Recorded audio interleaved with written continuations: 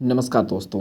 ऋग्वेद में आपका बहुत बहुत स्वागत है। आज हम पढ़ने वाले हैं ऋग्वेद के तृतीय मंडल की सूक्त नंबर 33 देवता इंद्र के बारे में। तो चलिए शुरू करते हैं।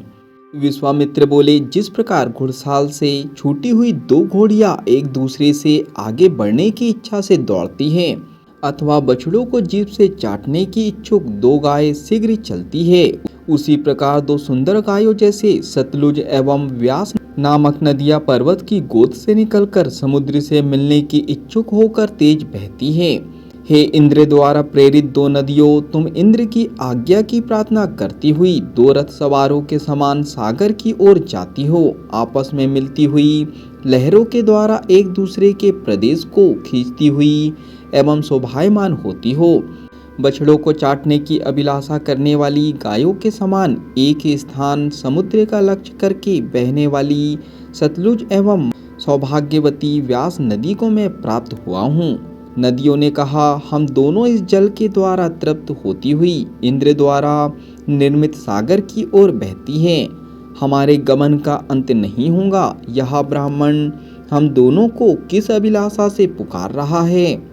विश्वामित्र बोले, हे जलपूर्ण सरिताओं, मेरा सोम तैयार करने संबंधी वचन सुनकर थोड़ी देर के लिए रुक जाओ। कुशिक का पुत्र, मैं महान स्तुति द्वारा अपनी रक्षा की इच्छा करता हुआ सरिता को विशेष रूप से बुलाता हूँ। नदियों ने उत्तर दिया। हाथ में वज्र धारण करने वाले इंद्र ने नदियों को रोकने वाले वज्र को मारकर हम दोनों नदियों को खोदा था। समस्त विश्व के प्रेरक शोभन हाथ वाले एवं तेजस्वी इंद्र ने हमें सागर की ओर बहाया है। उसी की आज्ञा मानती हुई हम जल से भरकर बहती हैं। इंद्र ने अहि राक्षस को मारा था। उसके इस वीर कर्म को सदा कहना चाहिए। इंद्र ने चारों ओर बैठे हुए बाधा कारक असुरों को वज्र से मारा था। इसके बाद गमन का अभिलाषी जल बरसा। हे स्तोता, हमारा तुम्हारा जो संवाद हुआ है इसे मत भूलना। भविष्य में होने वाले यज्ञों में स्तुति रचना करके तुम हमारी सेवा करो। हमें पुरुष के समान प्रगल्भ मत बनाओ। हम तुम्हें नमस्कार करती है।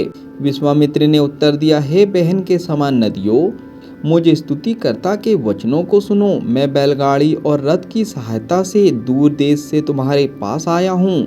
तुम नीची एवं सरलता से पार करने योग्य बन जाओ। हे नदियों, तुम मेरे रथ के पहिए के निचले भाग को छूती हुई बहो। नदियाँ बोली, हे स्तोता, हमने तुम्हारी बातें सुनी।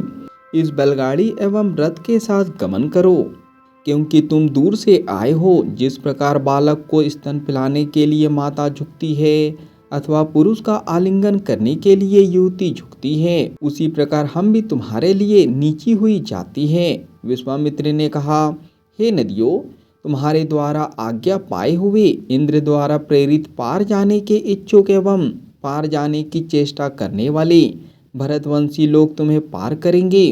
तुम यज्ञ की पात्र हो। मैं सभी जगह तुम्हारी स्तुति करूँगा। गायों की अभिलाषा करने वाले भरतवंशी लोग पार पहुँच गए। मेधावी, मैं तुम्हारी स्तुति करता हूँ। अन्न उत्पन्न करती हुई एवं शोभन धन से युक्त तुम दोनों अन्य नदियों को पूर्ण करो एवं जल्दी बहो। हे नदियों, तुम्हारी लहरें जुए की रस्सी से नीचे बहे। तुम्हारा जल रस्सियों को ना छुए। पाप रहित कल्याण कर्म करने वाली एवं तिरस्कारहीन नदियाँ इस समय बढ़े नहीं। ये सूक्त यहीं पर समाप्त होता है। जब तक के लिए आप चैनल को सब्सक्राइब कर सकते हो, बेल आइकन को दबा सकते हो, ताकि आने वाला सूक्त आपसे मिस ना हो सके। तो बाकी हम लोग मिलेंगे अगले सूक्त में। जब तक के लिए धन्यवाद।